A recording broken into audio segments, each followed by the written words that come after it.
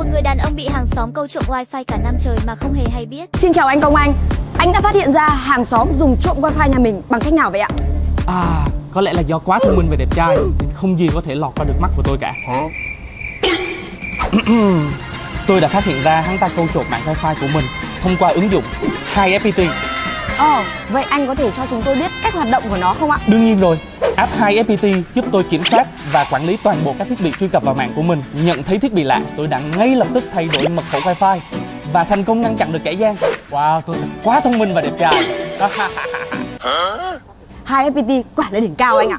Đương nhiên rồi, ngoài việc quản lý các thiết bị lạ, HiFPT còn cho phép tôi có thể điều khiển thiết bị từ xa này, quản lý toàn bộ tất cả các thiết bị mạng rất nhanh và tiện lợi. Ngoài ra thì tải và đăng nhập chỉ mất có 1 phút thôi. Mình thật quá thông minh và đẹp trai khi đã tải app này.